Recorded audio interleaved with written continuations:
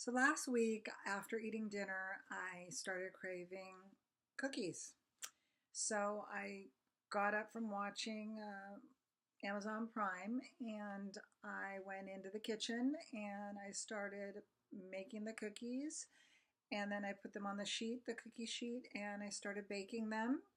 And the whole house smelled like chocolate chip cookies. It's such a great smell.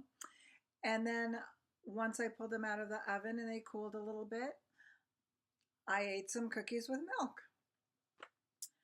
Well, lately I've been baking a lot of cookies and eating more already prepared foods.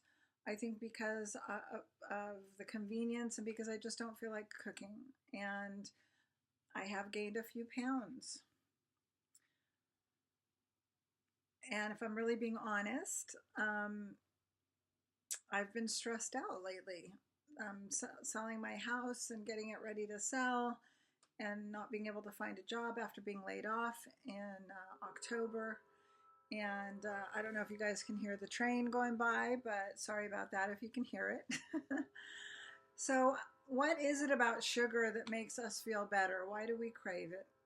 Well, one thing is it's an increase in dopamine and serotonin levels that are linked to pleasure, motivation, reward, and emotional calm and relief. And these chemicals help us in times of stress. Another thing is that sugar acts really fast on the brain. It doesn't take long to get relief. Plus, sugar is a fuel to our brains, so it temporarily reduces brain fog and irritability. Also, many of us associate sugar with celebration, with comfort, and yes, even love. So, this is definitely true for me when it comes to chocolate chip cookies and milk. I guess it kind of makes me feel like a kid again, like a little kid. The act of making and baking cookies, smelling them wafting through the house, then eating them with milk. The whole ceremony makes me feel safe and brings me comfort temporarily. But if I perform this ceremony too much or for too long, I start gaining weight and my sugar cravings come back. And not to mention that the dopamine and serotonin crash eventually happens, making me feel even worse. And if I let it go too far and I eat sugar for too long regularly, the guilt starts to creep in and I really start to feel like crap about myself.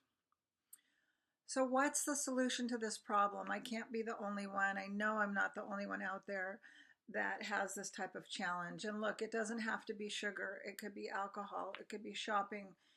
There's a number of addictions that people have, everyday people have, that we use for comfort. So, what is the solution to helping us instead of giving in to these things?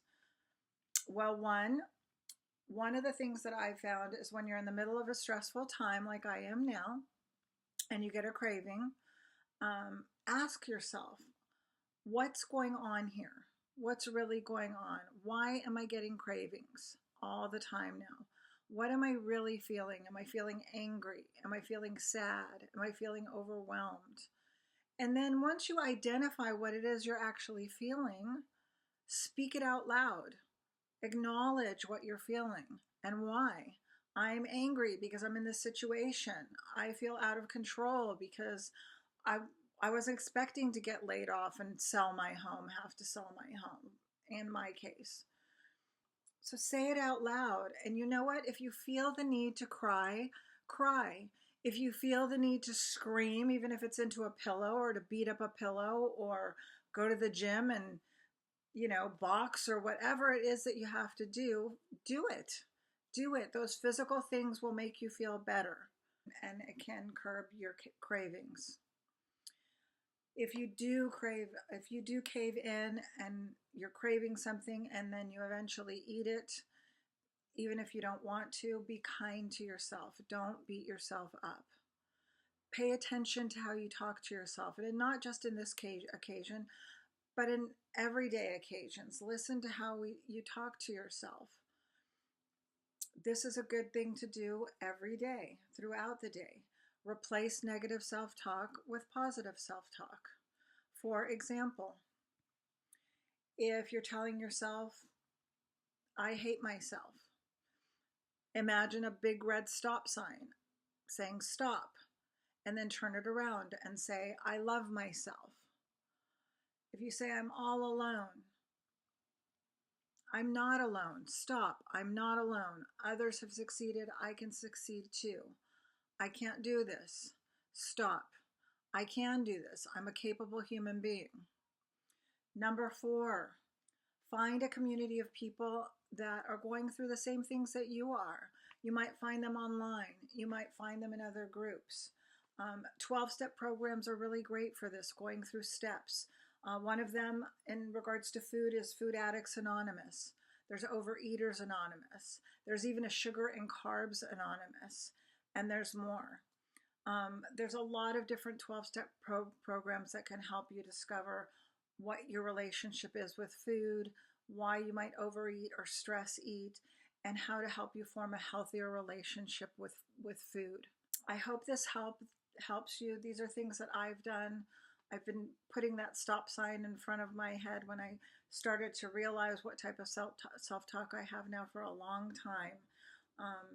And it's really, really helped me a lot. Am I perfect? No, I'm not perfect, obviously.